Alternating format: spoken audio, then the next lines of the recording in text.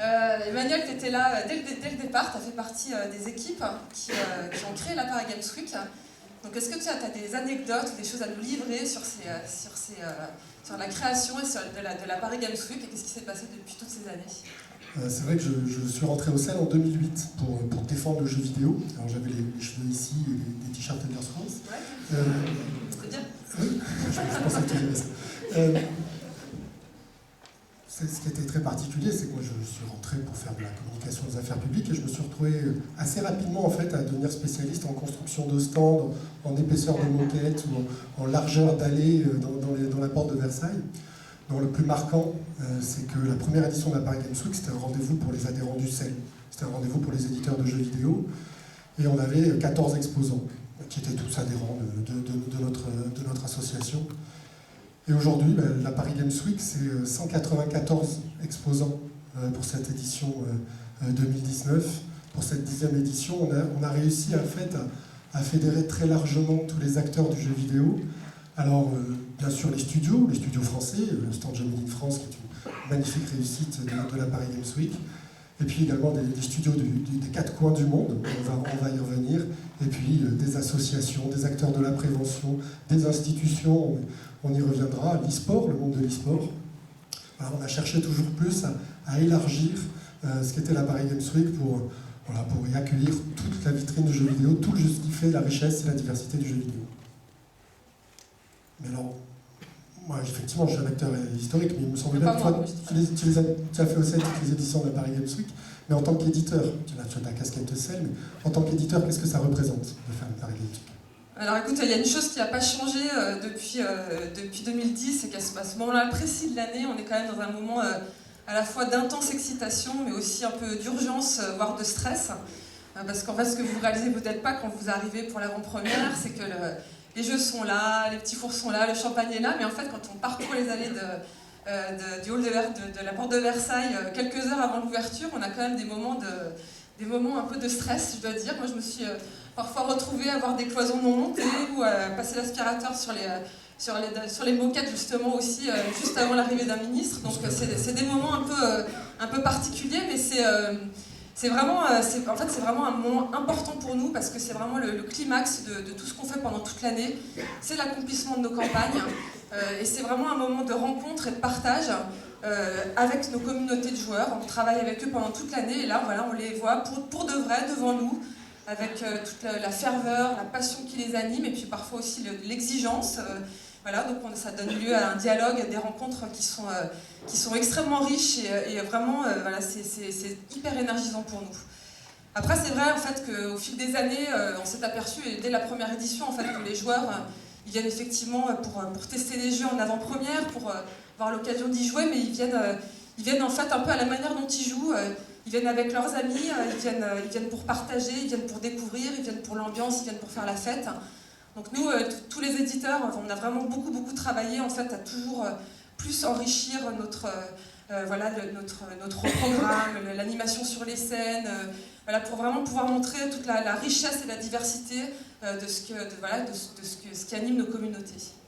Tu as raison d'insister sur notre volonté d'accueillir au mieux le public. Chaque année, notre principal sujet, c'est le confort des visiteurs. C'est quelque chose sur lequel on a énormément travaillé. Vous avez là le plan, je pense que vous le voyez, il est relativement lisible, et ne vous inquiétez pas, vous l'aurez évidemment sur les clés USB qu'on vous remettra.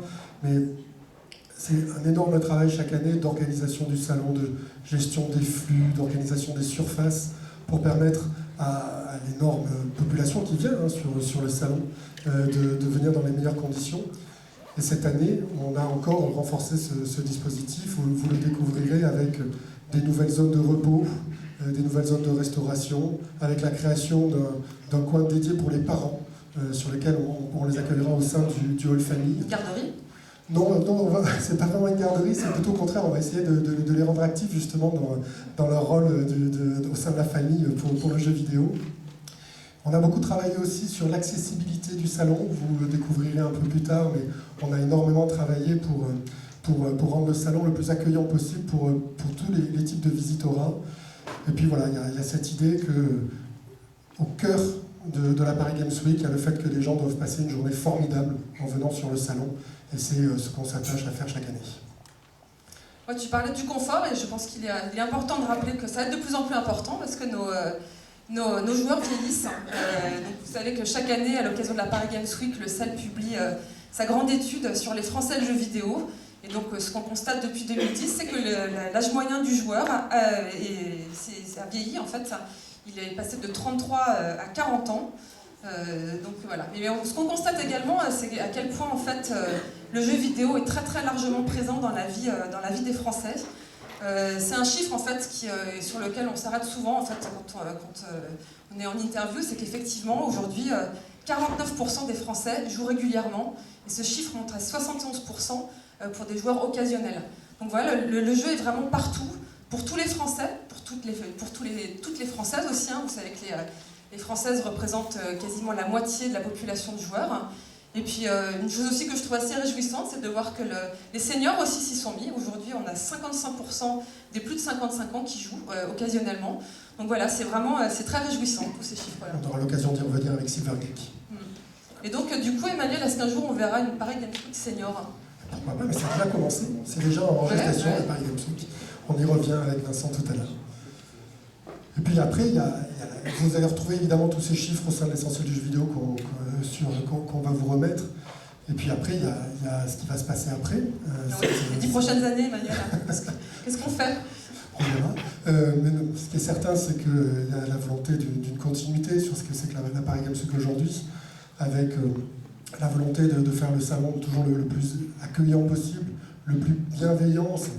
Vous savez que nous avons une charte de bonne conduite pour nos visiteurs avec l'association Respect Zone. Et il y a cette volonté de toujours accueillir le plus de monde possible, à la fois en termes de contenu, le plus de jeux, le plus de créateurs, le plus d'acteurs du monde du jeu vidéo, et puis le plus grand nombre possible de types de visiteurs, pour en fait créer des rencontres et des curiosités.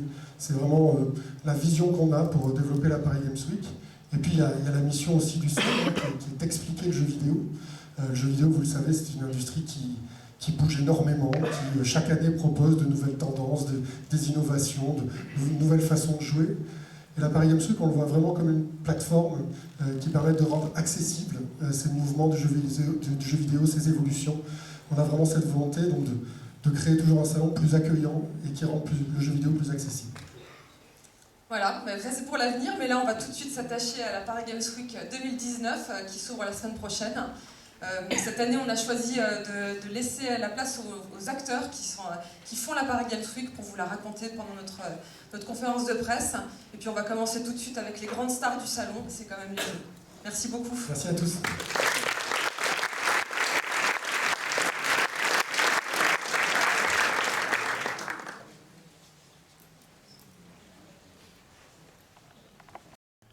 Jeune entrepreneur africain, à la tête d'une modeste structure et avec un rêve ambitieux, celui de transformer l'industrie du jeu vidéo en Afrique. Comprenez que je ne m'attendais pas à avoir une salle aussi remplie et j'ai failli faire mon africain et arriver en retard. Écoutez, je suis très heureux d'être ici aujourd'hui pour la conférence de presse de Paris Games Week et parler un peu de l'Africa Corner. Alors avant de commencer, j'aimerais vous dire un peu comment tout a commencé. Alors en créant Paradise Game, l'idée c'était de créer la plus grande communauté de gamers africains et de leur proposer un ensemble de produits et de services pour leur permettre de profiter un peu plus de leur passion. Et de l'autre côté, de créer et de fédérer l'ensemble des acteurs du marché pour leur permettre de vivre de leur passion. Alors on a créé Africa Games, mais pour nous l'Afrique était un paradis, on l'a appelé Paradise Game, le paradis des jeux. Alors maintenant, avant de parler, j'ai envie de dire de l'Africa Corner, j'aimerais vous donner quelques éléments concernant le marché africain et où est-ce qu'on en est aujourd'hui. Normalement, mes slides sont censés être devant moi, mais ils sont là, donc je vais faire des têtes. Mais c'est pas bien grave, c'est pas bien grave. Faites dans la tête, ne vous inquiétez pas. Alors, aujourd'hui, le marché africain est en croissance en ce moment. C'est important de parler du marché. Quand on parle du marché, aujourd'hui, l'Afrique, c'est plus d'1 milliard de personnes aujourd'hui, et c'est plus sur les 1 milliard de personnes qu'on a encore en Afrique. Vous avez plus de 700 000 jeunes, soit près de 70% à peu près de la population. Et quand vous regardez ce marché-là, c'est un marché qui a énormément de potentiel de croissance. Et donc ça représente quelque chose de très intéressant, notamment en matière de jeux vidéo, parce que, vous avez près de 500 millions de personnes qui aujourd'hui aiment et jouent aux jeux vidéo en Afrique. Donc c'est bien sûr les jeunes et les moins jeunes. Et aujourd'hui, vous avez un taux de pénétration d'Internet qui est en pleine croissance. On est à la 3G, aujourd'hui la 4G et bientôt la 5G, ce qui veut dire que le gap en matière de connectivité va bientôt être très réduit et ça va permettre de faire énormément de choses. Aujourd'hui, le jeu sur mobile, je crois que dans le monde, représente environ 30%. Et en Afrique, je suis sûr que c'est encore plus. Malheureusement, difficile d'avoir des données. Mais si on base des analyses de marché qu'on a fait, on a plus de 50, j'ai envie de dire 50% de la population qui joue sur le mobile. En matière de revenus, sur les 100 et quelques milliards d'euros de chiffre d'affaires que le jeu vidéo représente aujourd'hui, l'Afrique représente environ 1,5 milliard d'euros de chiffre d'affaires, et donc ça c'est bien sûr l'événementiel, la vente de jeux et l'ensemble des activités qui tournent un peu autour du jeu vidéo sur le continent.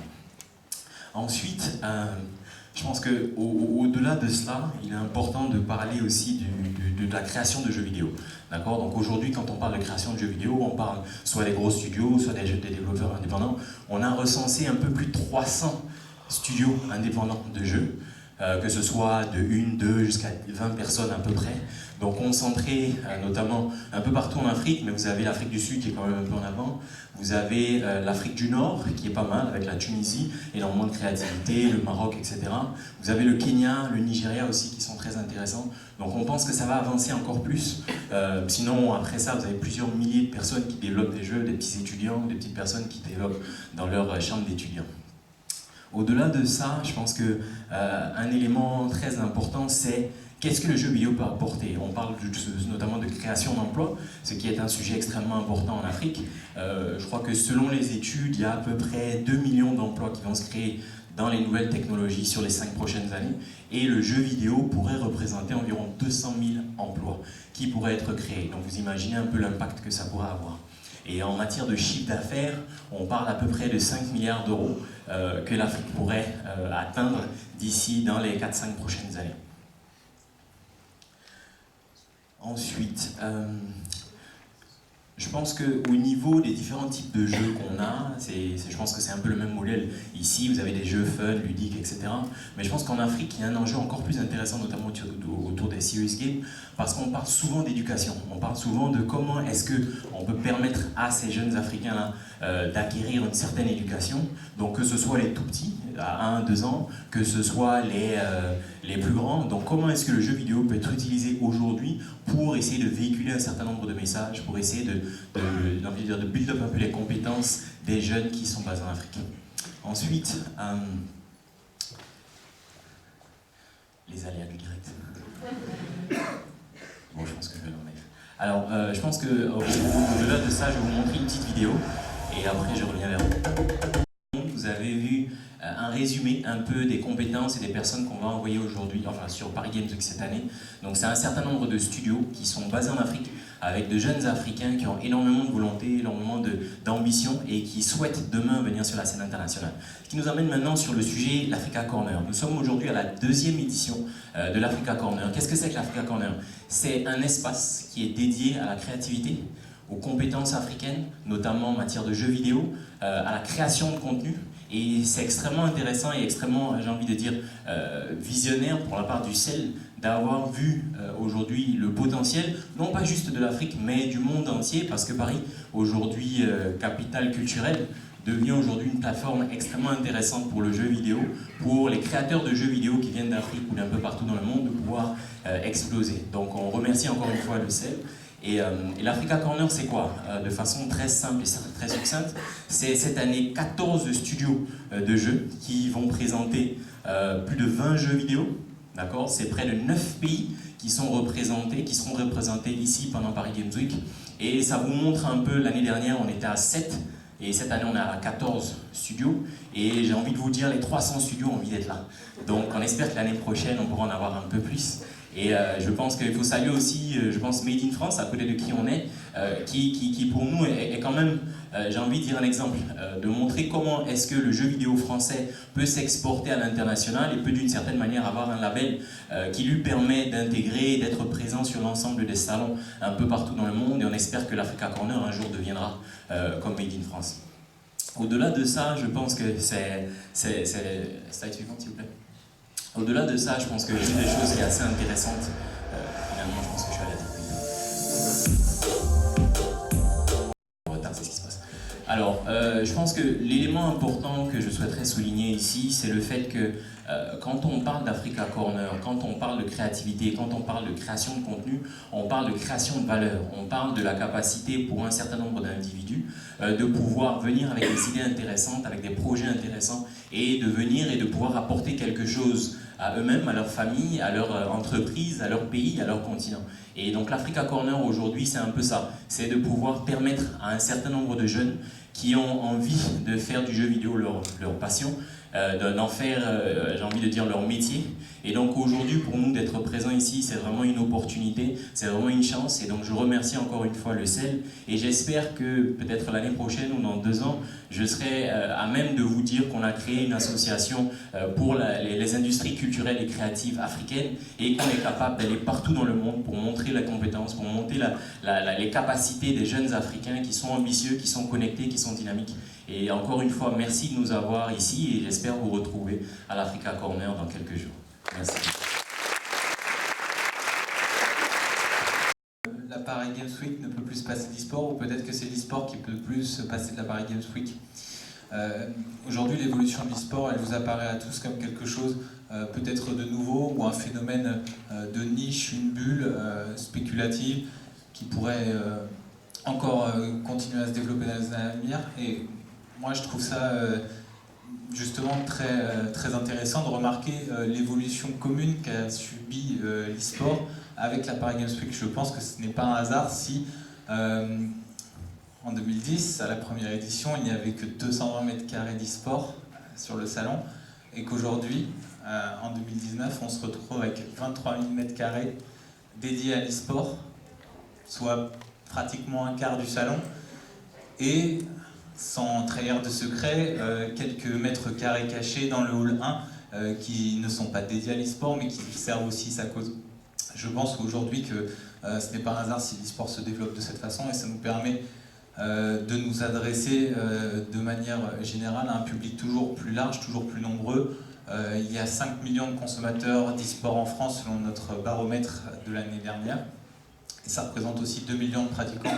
Aujourd'hui, c'est à ces gens-là qu'on s'adresse, et la Paris Games Week est notre meilleur écrin, notre meilleure plateforme pour démontrer tout notre savoir-faire et l'évolution de notre écosystème si particulier. Ce qui a permis pendant ces 10 années, c'est d'évoluer sur l'aspect professionnel de notre secteur, lui permettre une croissance accélérée, et ce qui nous permet aussi aujourd'hui de prétendre à accueillir les plus grands événements e-sportifs, de rendre de l'attractivité au pays à travers ces événements, comme peuvent le témoigner l'accueil de la finale des championnats du monde de League of Legends en novembre prochain, le 10 novembre prochain à la Corotel Arena à Paris. Ce sont des signes qui ne trompent pas, qui montrent que l'e-sport prend une place de plus en plus importante dans la société, ou en tout cas qu'il se banalise, qu'il se vulgarise à l'image du jeu vidéo, qu'il s'insère un petit peu dans tous les foyers, et qui repose sur les fondements même de la création d'un jeu vidéo, ou en tout cas l'un des fondements de la création d'un jeu vidéo, qui est la confrontation. Aujourd'hui, l'e-sport,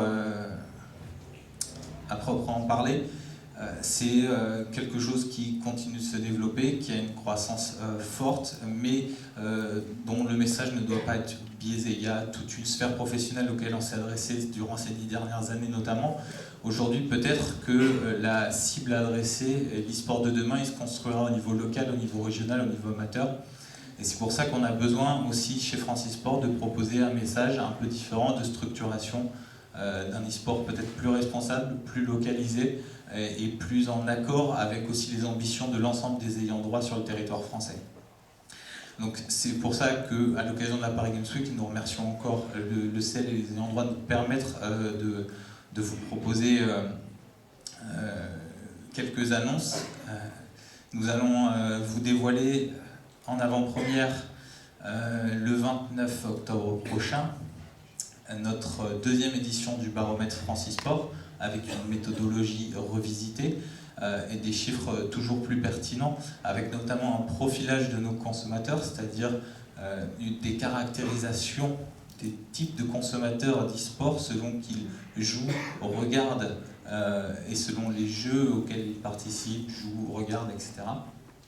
Et l'autre versant de cette annonce est faite en collaboration avec le ministère des Sports, en présence du secrétaire d'État au numérique Cédric O et en collaboration avec la Direction générale des entreprises. On va vous présenter une restitution des assises de l'e-sport qu'on a étalées tout au long de l'année dernière et qui vont nous permettre, qui nous ont permis de construire une feuille de route interministérielle pour l'e-sport français entre 2020 et 2025. Donc cet échange va se faire sur la scène de l'e-sport Summit le 29 octobre à partir de 18h30 et nous remercions encore une fois le CEL de nous permettre d'exprimer une fois de plus la place de l'e-sport français au sein de l'écosystème des jeux vidéo. Merci.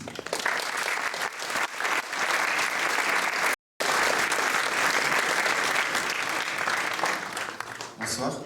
Je vous remercie beaucoup pour cette petite pastille vidéo très sympa. Donc, vous voyez que je suis un des premiers fans de Silver Geek. J'ai la chance de contribuer à cette aventure depuis ses débuts en 2014. Et donc avant de vous parler de ce qu'on vient faire à la Paris Games Week, je voulais vous faire un petit flashback sur d'où on vient, pourquoi on existe et un petit peu ce qu'on propose en dehors des événements tels que la Paris Games Week. Donc Silver Geek, c'est une asso qui est issue d'un collectif d'entreprises et d'associations du Poitou-Charentes qui a eu l'idée d'utiliser le jeu vidéo pour créer du lien social et intergénérationnel. Et donc, cette idée-là, comment on la concrétise exactement, si on peut passer à la slide suivante, on la concrétise par des ateliers qu'on propose dans les lieux où vivent ou les lieux que fréquentent les personnes âgées. Donc ces ateliers, ils ont plusieurs caractéristiques particulières. La première, c'est que, comme vous pouvez le voir, ils sont animés par des jeunes, pas n'importe quels jeunes, c'est des jeunes qui sont ici dans le cadre d'une mission de volontariat en service civique. Donc pendant une durée de 7 mois, toutes les semaines, ils vont venir animer des ateliers dans des maisons de retraite, dans des foyers logements, dans des centres sociaux, des maisons de quartier, des foyers ruraux. Voilà les lieux qui sont fréquentés par ces personnes.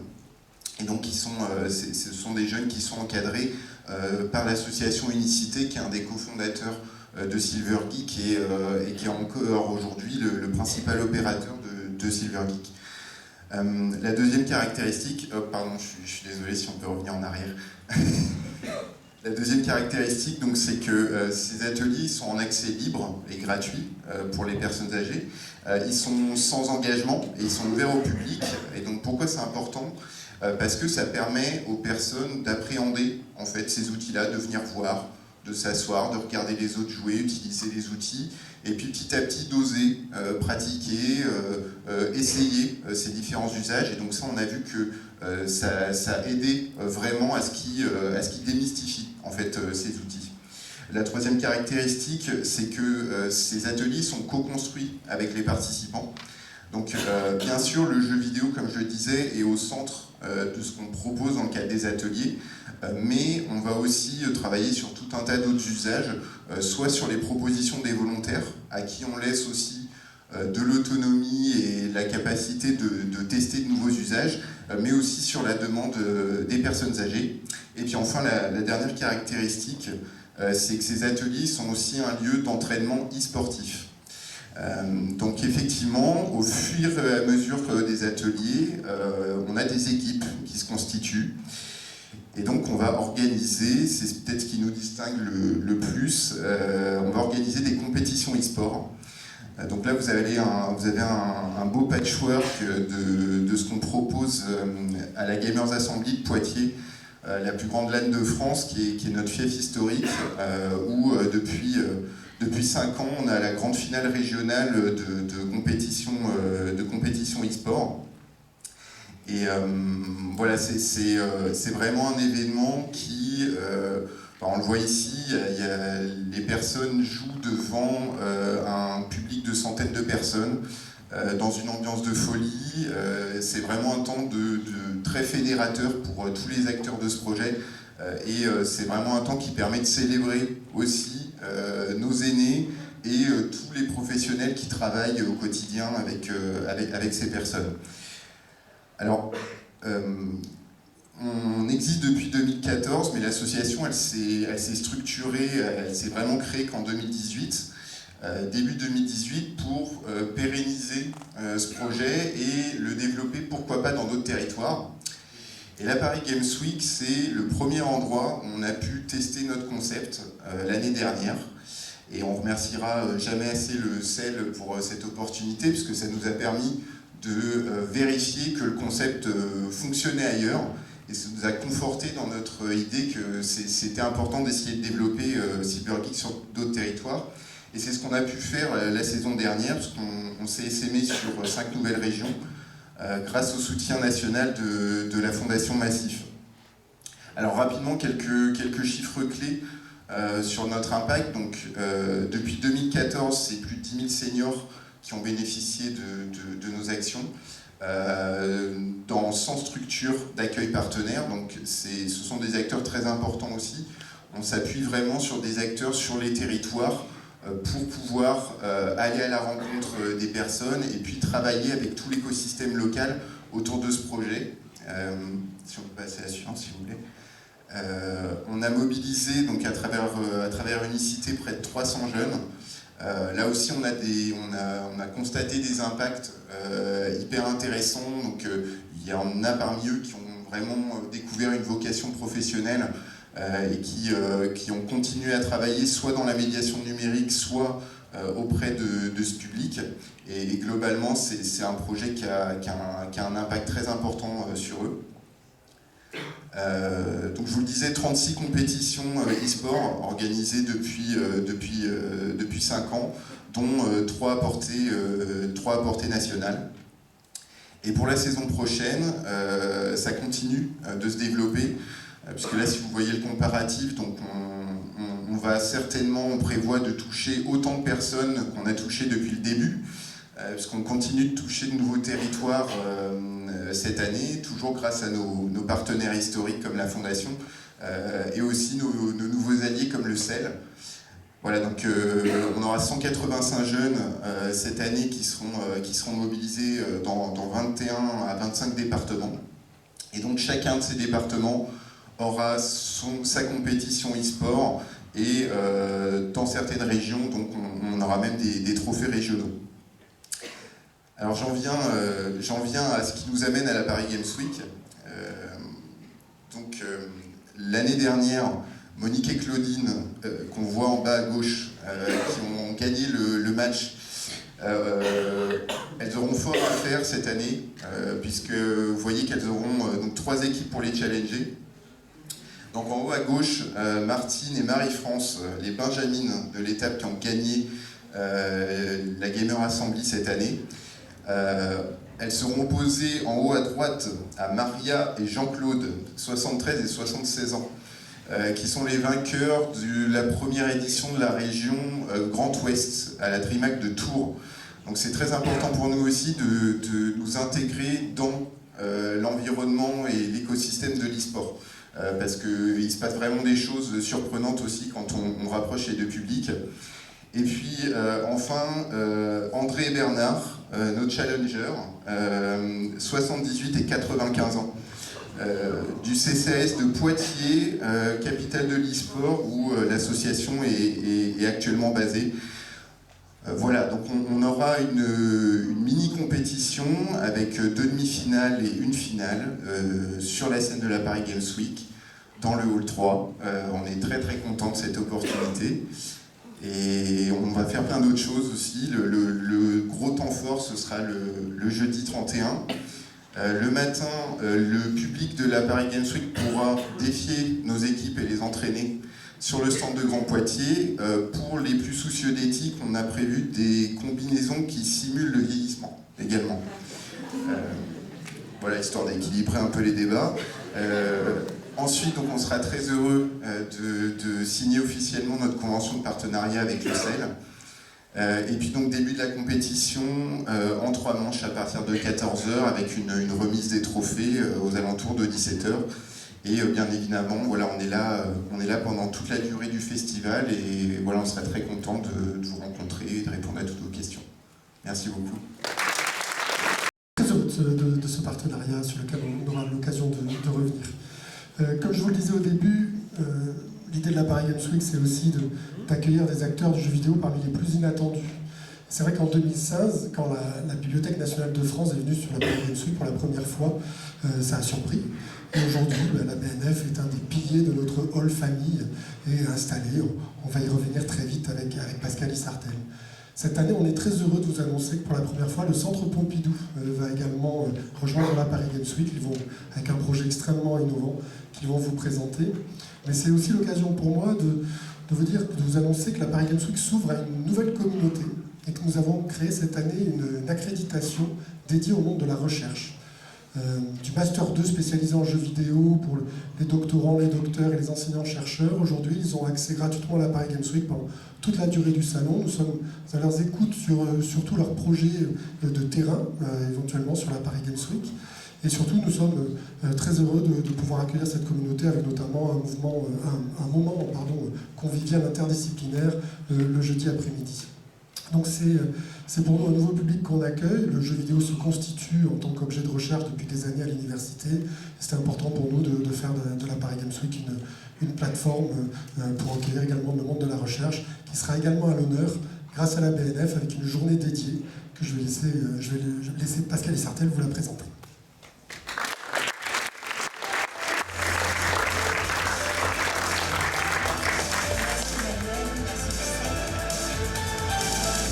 Effectivement, 4e édition pour la BNF à la Paris Games Week, pour rappeler une mission fondamentale qui est la mission depuis François Ier, de collecter le dépôt légal. Alors au début, le dépôt légal, je fais très court, je ne vais pas vous raconter 500 ans de dépôt légal, c'était évidemment sur les ouvrages, sur les manuscrits, et puis aujourd'hui, c'est effectivement une mission qui s'est étendue depuis 1992 aux documents électroniques tels qu'on les appelle dans notre jargon, mais qui comprennent donc les jeux vidéo.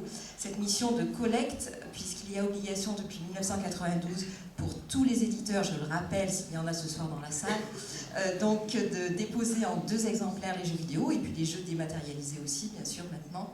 Et donc nous avons cette mission de les conserver pour l'éternité numérique, lourde tâche compliquée.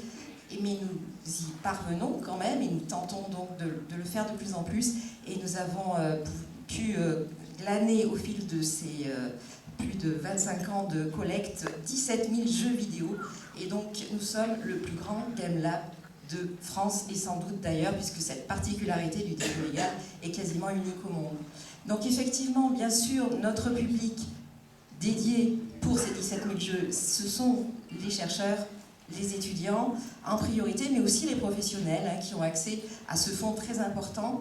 Et c'est ce que nous voulions aussi marquer dans notre présence à la Paris Games Week. Nous en parlons depuis 2016 avec Emmanuel Martin sur cette possibilité d'accueillir cette communauté, de faire venir les chercheurs à la Paris Games Week. Et on nous disait, non, les chercheurs ils ne viennent pas dans ce type d'environnement, ça ne marchera pas. On a commencé doucement l'année dernière, on a vu que ça a remporté un certain succès, et donc on a décidé d'aller plus loin et de faire vraiment de la Paris Games Week un rendez-vous fédérateur pour cette communauté d'étudiants, de chercheurs qui ont donc choisi le jeu vidéo comme objet d'étude et de recherche. Donc c'est vraiment une ambition qu'on partage et le but aussi de favoriser cette rencontre, c'est favoriser la rencontre avec les professionnels dans cet univers très diversifié tel qu'on l'a vu aujourd'hui au sein de la Paris Games Week. Alors pour ce faire, un temps fort, ce sera effectivement le 1er novembre, une journée qui sera donc dédiée à la recherche avec l'accueil d'une dizaine de chercheurs, des chercheurs moins expérimentés, des chercheurs plus confirmés, mais qui vont pouvoir présenter des jeux, des thématiques autour de la fantasy, puisque nous accueillons à la BNF toute une saison fantasy à partir du mois de janvier jusqu'au mois de mars, avec des conférences, des jeux, et donc nous allons faire de cette thématique des présentations de jeux nouveaux. Nous réalisons aussi à la BNF un jeu spécifique sur cette thématique fantasy qui sera présenté par Florent Morin et qui sera interviewé sur la création de ce jeu. Et puis aussi un spécial Julie Chalmette avec Skyrim qui sera analysé lors d'une play-conférence, un dispositif très intéressant qui permet de jouer avec donc, nos chercheurs qui analysent en même temps qu'ils jouent au jeu en question. Donc voilà, une rencontre extrêmement riche avec une diversité d'intervenants, des intervenants créateurs de jeux, des intervenants chercheurs, docteurs, confirmés. Et puis donc, effectivement, nous terminerons avec 2 chercheurs très expérimentés, des vétérans de l'analyse du jeu vidéo que sont Serge Tisseron et Sébastien Janvaux, avec son nouveau jeu Lie in My Earth sur le concept d'intimité, extimité dans le jeu vidéo. Tout ça pour vous montrer la diversité de cette programmation que donc on espère riche, intéressante, convaincante pour un public très large. Serge Tisseron me racontait qu'il y a 25 ans, lors du premier colloque sur le jeu vidéo, ils étaient 4. J'espère bien que le 1er novembre, nous serons beaucoup plus nombreux et nous accueillerons très largement pour analyser ensemble le jeu vidéo dans toute sa diversité.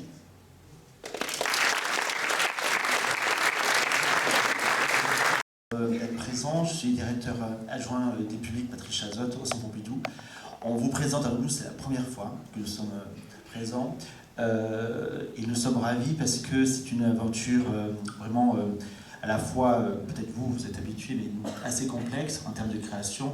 On s'est associé avec 2 personnes de talent, Olivier de Gaming Société et puis aussi Bright par Abdel. C'est un projet, en fait, on va vous montrer des images tout à l'heure, mais c'est un projet de jeu, un serious game que nous avons intitulé Prime 7. C'est un jeu sur l'art moderne et contemporain. C'est un jeu autour de notre collection et regardons quelques images de notre collection. Qui va être complètement par phase, par principe. Peut-être je vais laisser vous parler, Olivier. Oui, bien sûr. De toute façon, quand on voit ces œuvres, c'est une invitation à jouer très clairement. L'art moderne contemporain, c'est quelque chose de très intéressant pour les concepteurs de jeux. Nous, on est parti d'une idée assez intéressante qui est, est-ce que finalement les plus grands joueurs ne sont pas des artistes qui sont capables de voir la réalité autrement et donc de transmettre ça par le gameplay. On s'est dit, faisons un jeu où on ne va pas jouer que avec les œuvres, on va aussi essayer de transmettre cette idée que l'art, c'est aussi une autre manière d'affronter les réalités. Donc de regarder ces réalités-là, on le fait par le jeu. Vous allez parcourir comme ça plusieurs univers autour des grands fondamentaux de l'art, à savoir la couleur, la lumière, etc. Et vous allez ainsi déambuler dans une espèce de 7e étage, de monde virtuel dans lequel vous vous retrouveriez. Vous êtes une espèce d'avatar complètement explosé, moléculaire, atomisé, qui va déambuler comme ça dans ce jeu de plateforme et d'aventure. Et vous initiez aux principes fondamentaux de l'art contemporain et de l'art moderne, avec évidemment des références et des clins d'œil, des citations de diverses œuvres. Mais c'est aussi et surtout une volonté de transmettre ce regard, cette démarche-là, au travers de tout un travail avec de nombreux artistes numériques qui se sont pris au jeu de réinterpréter finalement tous ces grands courants. Peut-être Abdel, tu peux nous en dire un peu plus? Tu en as un peu parlé, mais c'est effectivement en termes de direction créative, ce qui a été intéressant et challenging dans Prisme 7, c'est comment faire cohabiter des messages artistiques, des phénomènes, des techniques avec la grammaire du jeu vidéo, et surtout faire en sorte que ce soit fun à jouer, que ce soit pas juste une visite ludique, mais qu'on puisse vraiment mixer ce que veut dire un artiste. En l'occurrence, on en a parlé il y en a quelques-uns, sur le thème de la couleur. On va commencer au sein du Centre Pompidou avec la couleur fonctionnelle, puisque chacun sait que le Centre Pompidou, à travers son architecture, a des couleurs qui révèlent des fonctions au sein du centre. Donc on va s'approprier ces couleurs dans le premier niveau en termes de gameplay, et on va s'amuser avec ces couleurs. On va passer à la couleur politique ensuite avec Tata, Fromanger et d'autres artistes. La couleur métaphysique avec Delaunay, Kandinsky. On va s'inspirer véritablement de ces univers, on va les intégrer au gameplay, on va essayer de faire en sorte que ce soit vraiment fun à jouer, parce qu'encore une fois, l'idée c'est vraiment qu'on prenne du plaisir. Et je veux juste terminer en disant, voilà, le jeu vidéo, c'est souvent inspiré, en tout cas parfois inspiré du cinéma, d'autres fois de la musique, des cultures populaires avec le skate, etc. Et là, c'est la première fois qu'il y a un jeu vidéo qui s'intéresse et qui communique avec l'art moderne et l'art contemporain. C'est une première mondiale, donc on est très content de pouvoir mixer ces deux formes artistiques contemporaines, qui sont l'art moderne et contemporain, et le jeu vidéo. Et voilà, venez nous voir sur le stand et venez prendre du plaisir sur le premier niveau. Alors, lors du salon, vous aurez quelques images et quelques tests à effectuer, mais le jeu sortira de manière complète en mars 2020. Donc c'est une première pour nous aussi, de présentation.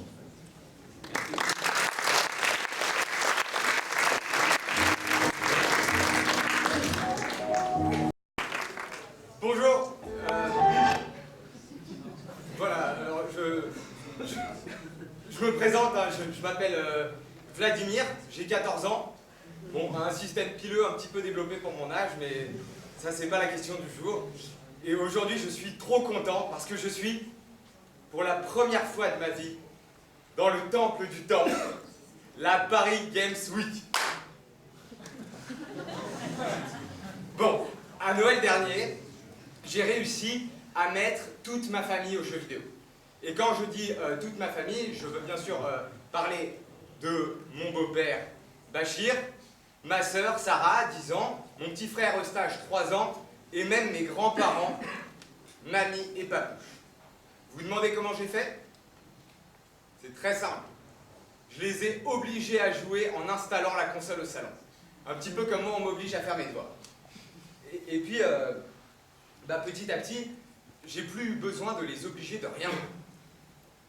Ils ont tous trouvé des jeux qui les éclatent, et on rigole bien tous ensemble. Enfin, tous, non.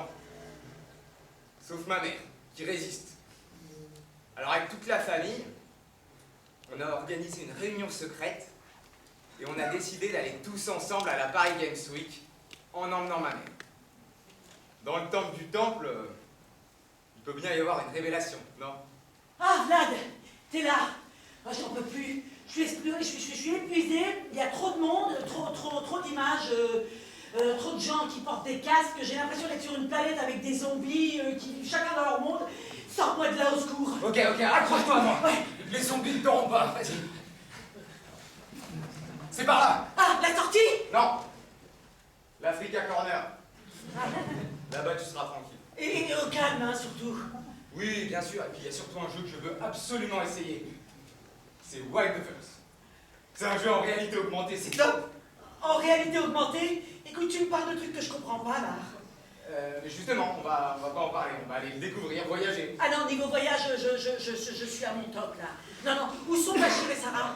Ah, ils sont sur le stand Nintendo pour essayer le nouveau Pokémon. Épée et bouclier. Épée et bouclier? Ça va pas faire peur à Sarah, ça? Non, t'inquiète, c'est Peggy 7. Ah. Oh, regarde Captain Corner, non? Ouais. Bon, et Eustache et Papouche et Mamie, ils sont où? Eustache et Papouche, ils sont à l'espace junior. Pour jouer à Just Dance. Pas de panique, hein, Peggy 3. Ah non, ce langage. Non mais quand tu me parles de Peggy, moi je suis au peu de change, je vois Peggy la cochonne. Écoute, je me sens vieille ici, tu vois, je suis larguée, Vladimir, tu comprends? Écoute, ma petite maman chérie d'amour que j'aime, d'accord? Je vais te guider, hein? T'inquiète pas, n'oublie pas, je suis un futur pro. Ah oui, alors ça aussi, tu vois, cette idée de travailler dans l'e-sport, non, c'est pas fait pour me rassurer. Regarde autour de toi. Tu vois bien que c'est un secteur d'avenir. Ouais, oui, je vois, mais j'ai l'impression d'être dans une ruche, ça me donne le tournis. Et puis jouer, là, toute sa vie, c'est pas sérieux, c'est bizarre. Non, une ruche, c'est très sérieux. Après, on passe à l'espace métier et école, ok? Ok, mais là, je voudrais une aspirine. Ok, et ben je vais t'emmener au lounge des parents. Au quoi des parents? Au lounge des parents, c'est un espace spécial pour les parents, un peu comme la piscine à boules chez Ikea pour les enfants. Ah ouais, tu te fous de moi là, hein? Non. En fait, c'est un endroit où on peut laisser les parents se reposer pendant que les enfants vont jouer. Ah, il y a un adulte sitter aussi? Ah, ça serait bien délire, mais non. C'est des expos sur le jeu, des renseignements en tout genre. Et puis voilà, enfin, je veux dire, tu seras pas toute seule, il y aura d'autres parents, et puis tu seras au calme, quoi.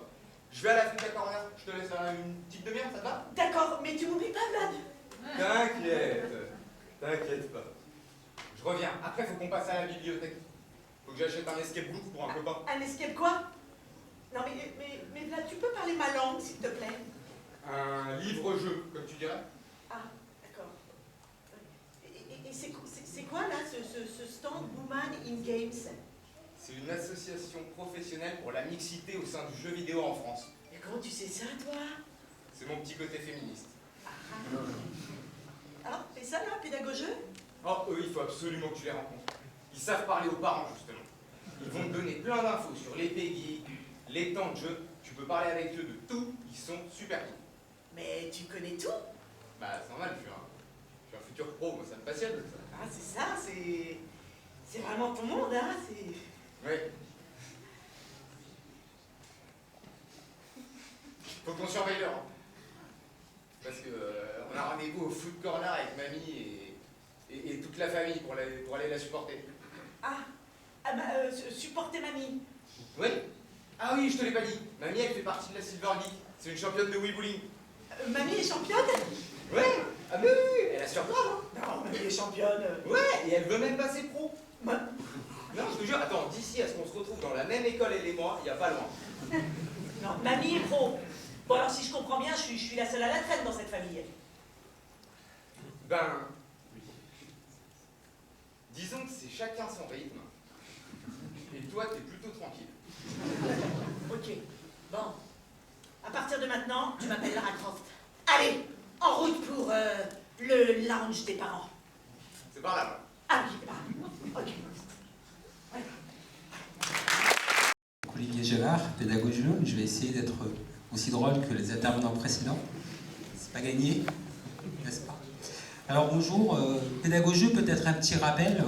Pédagogieux créé en 2008, qui a fêté ses 10 ans en 2019, ce qui est assez logique, puisqu'on a compris que personne ne fêtait ses 10 ans l'année de ses 10 ans. Pédagogieux, donc, qui est composé de l'ensemble des acteurs, des parties prenantes du jeu vidéo, les associations familiales, les associations de prévention, le CEL, qui est un membre fondateur, les pouvoirs publics également, une communauté de joueurs, des médias, et tous ceux qui veulent bien nous rejoindre.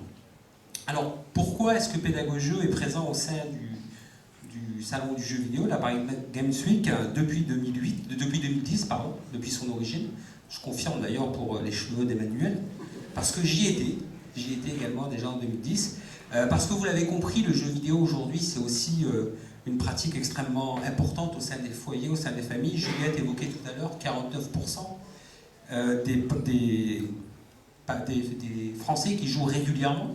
Dedans, évidemment, beaucoup de parents. J'avais noté également un chiffre qui était sorti l'année dernière. 80% des parents qui jouent au moins occasionnellement avec leur enfant aux jeux vidéo. Donc on le voit, le jeu vidéo, il est aujourd'hui un moyen de partage, d'échange, de discussion au sein de la famille, avec des moments parfois intenses, de plaisir, de complicité, de rire. Et ça, c'est quelque chose d'important que Pédagogieux essaie de porter auprès des parents et des familles, et que l'on retrouve dans la Paris Games Week. Mais c'est aussi parfois source de tension, de difficultés. On l'a vu, les jeux vidéo aujourd'hui, ça concerne toutes les générations. L'exemple de Silver Geek est assez parlant. Beaucoup de parents sont joueurs, je l'ai dit, mais beaucoup de parents aussi sont inquiets, sont parfois perdus, et sont surtout pas toujours à l'aise en dehors de la Paris Games Week, de parler des jeux vidéo. Comment on aborde les jeux vidéo en famille? Comment est-ce qu'on peut, avec les enfants, essayer de mettre en place une pratique du jeu vidéo qui soit positive, qui soit équilibrée et qui permette finalement de bénéficier de tous ces aspects. C'est vraiment là l'objectif de Pédagogieux, et c'est vraiment l'objectif de notre présence sur le salon du jeu vidéo, c'est d'être là et de proposer aux parents, aux familles qui viennent, et elles sont très nombreuses, pour les accompagner, pour leur donner des conseils, des bonnes pratiques, et surtout pour les inciter, pour les rendre actives. Ce qu'évoquait tout à l'heure Emmanuel, il faut que les parents au sein du foyer deviennent actifs et à la fois participent aux pratiques de jeux vidéo des enfants, mais soient aussi en capacité d'accompagner les pratiques. Alors on a vu dans le petit sketch tout à l'heure que c'est pas toujours simple pour les parents. Il y a des termes, il y a des jargons, il y a des expériences, des nouvelles pratiques, le sport électronique.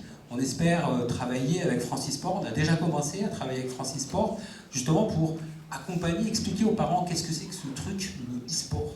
C'est parfois mal connu, on imagine que c'est des compétitions de jeux vidéo uniquement basés sur le sport, ou c'est quelque chose qui paraît être une niche ou qui concerne les autres, alors qu'on voit bien que ça peut concerner tous les enfants et aussi tous les parents et tous les adultes.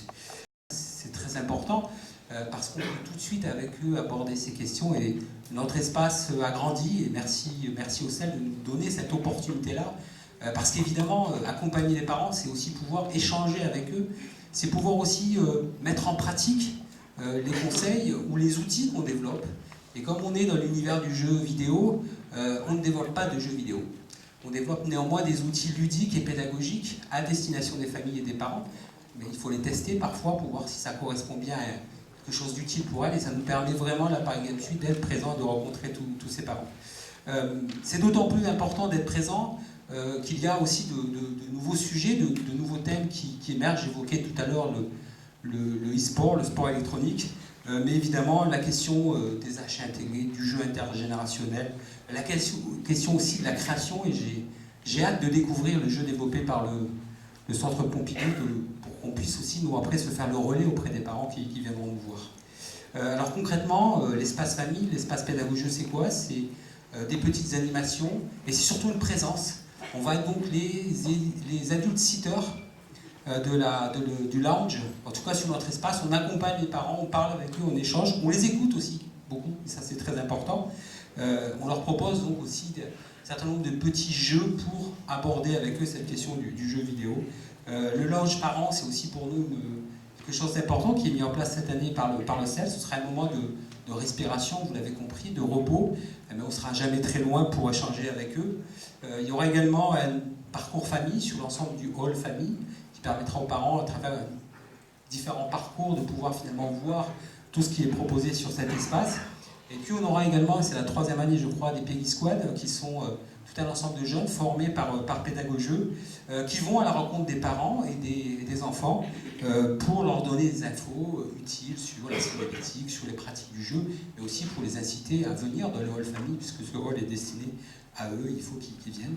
Et puis pour terminer, peut-être aller au-delà de Paris Games Week, non pas la Paris Games Week 2020, mais au-delà, c'est aussi dire que l'action de Pédagogieux et du CEL en matière de sensibilisation des parents à une pratique du jeu responsable, ça va évidemment au-delà de cet événement-là. C'est aussi une campagne de sensibilisation qui sera lancée le 15 novembre en lien avec Pédagogieux et qui permettra vraiment de donner envie, de susciter l'envie des parents de s'impliquer dans ce formidable univers qu'est le jeu vidéo et qui apporte tant pour les enfants et les familles. Merci beaucoup. Bonsoir à tous. Bonsoir. On n'est pas cosplayé ce soir, mais le cœur y est. Est-ce que tout le monde sait ce que c'est que le cosplay déjà? Ah bah c'est bien, on n'a même pas besoin de faire la présentation. Merci à tous. Non, on plaisante. C'est vrai qu'on aurait posé cette question il y a 10 ans, je pense que les gens nous auraient regardé. Non, c'est pas le cosplay, qu'est-ce que c'est le cosplay? Moi, j'explique encore à mes parents ça. En gros, le cosplay, c'est un mot composé de 2 choses. Le cos qui signifie costume et play qui signifie playing. Donc en fait, c'est le fait d'incarner un personnage d'un jeu vidéo, d'un animé, d'une série, d'un film, et aussi de créer le costume soi-même. Voilà. Cette pratique est née donc aux États-Unis et non pas au Japon comme beaucoup le pensent. Dans les années à peu près 70, durant la sortie de Star Trek et Star Wars, mais je crois que ça s'est vraiment développé en 77 lors de la sortie du Nouvel Espoir de Star Wars. Voilà, c'est ça le cosplay. Et donc c'est vrai que le rapport avec les jeux vidéo, c'est que dans le monde du jeu vidéo, il y a plein d'inspirations, plein de personnages qu'on veut faire, qui sont toujours super classe, super badass, super compliqués à faire, parce que les designers de jeux vidéo d'ailleurs essayer de penser que la gravité c'est très important pour un cosplayer et que malheureusement il y a des choses qui tiennent pas en l'air tout seul, hein, donc voilà, donc c'est ça quand on est cosplayer, toujours essayer de faire en vrai ce qui n'est pas toujours prévu pour exister dans la vraie vie, et c'est souvent ça le petit challenge. Donc voilà, donc c'est ça le cosplay. Et pourquoi sommes-nous présents? Alors nous, on va être sur le village cosplay qui a été créé sur le stand, enfin sur Paris Games Week. Donc pendant toute la semaine, on va être accompagné d'autres invités cosplay. Alors bon, vous dire les noms de tout le monde, je ne sais pas si ça va beaucoup vous parler, mais on va être une petite dizaine, donc Anne et moi-même. Et puis il y aura Nikita, Lilian de Moon, Blondiquet, Panda Cosmaker, Ivy, Angia Evapa et Sakura Flame. Je crois que j'ai oublié personne. Angela. Et Angela. Il m'en manque toujours un, forcément, quand on a une liste comme ça à se rappeler. Et donc on va animer donc, des conférences. Donc les conférences sur le cosplay, ça va être principalement vous expliquer comment réaliser un costume, les différentes étapes, donc la préparation, tout ce qui est après création. On va aussi parler de comment réaliser une prestation sur scène, parce qu'on y reviendra un petit peu après, mais le cosplay, c'est pas... Enfin, c'est incarner son personnage et on le montre aussi après sur scène par le biais de concours qui sont organisés dans les conventions. Il y aura aussi des ateliers. Donc les ateliers, là, c'est beaucoup plus ludique parce que vous pourrez venir faire avec nous des choses, des créations d'accessoires. Moi, je sais que je vais animer un atelier sur le Worbla. Donc le Worbla, ça vous parle peut-être pas, mais c'est un thermoplastique qui est utilisé dans la création de costumes, notamment pour faire des armures. Donc c'est quelque chose qu'on chauffe et qui prend la forme. Donc c'est très très pratique pour faire des armures un petit peu plus dures que simplement en mousse. Je crois qu'il y a aussi un atelier sur le cuir. Le cuir, effectivement. Donc Papa Cosplay fera un plaisir justement de vous accueillir pour participer à une petite réunion justement sur comment créer des parties en armure en cuir. Et justement, il va vous expliquer aussi la difficulté qu'on rencontre souvent avec le cuir, qui est un matériel qui est quand même très spécial. Et voilà, il en parlera certainement mieux que moi durant la Paris Games Week. Oui, donc ça c'est PA qui s'en occupera. Puis après, bon, il y aura tout un tas de petits ateliers. Et il y aura aussi donc, la réédition du fil rouge. Alors le fil rouge, c'est la création d'un costume en live sur le salon. Donc je l'avais fait l'année dernière pour le costume d'Aqua de Kingdom Hearts et je refais cette année. Encore une fois pour le costume de Tifa de Final Fantasy VII, comme il y a le jeu qui va être réédité là. Et donc ce sera vraiment, donc je vais partir de rien, enfin j'aurai juste les matériaux et je vais créer le costume directement sous les yeux des visiteurs pour me poser des questions et regarder un peu comment tout... Bien sûr, poser des questions aussi, c'est un peu le but du jeu aussi. Oui, voilà, c'est vraiment me demander comment tu fais ça, pourquoi tu fais ça comme ça, etc. Donc ça permet de faire des mini-tutos directement en live et puis ça permet d'animer un peu donc, le stand qui sera sur lequel vous pourrez retrouver les autres invités, où vous pourrez leur poser des questions et puis voilà.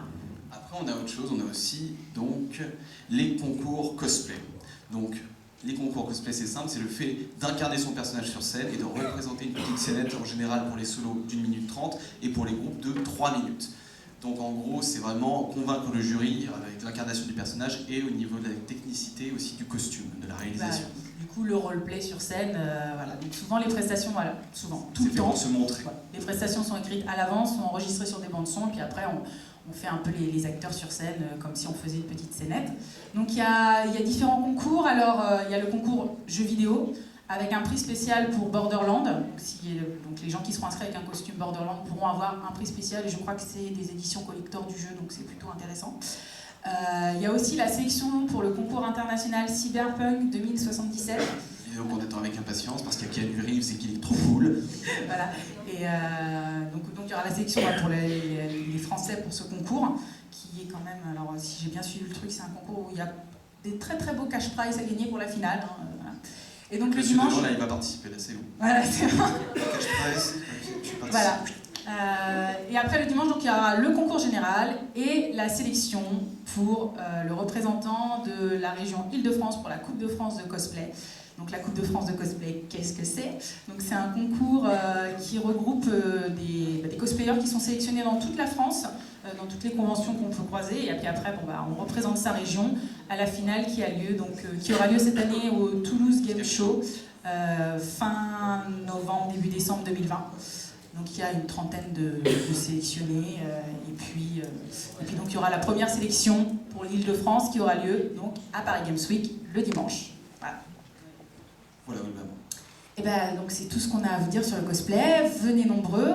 On remercie quand même ImagineCon et le CEL justement de nous avoir permis de participer à la Paris Games Week de cette année. Et on vous attend nombreux sur le village cosplay. Voilà, merci beaucoup. Merci.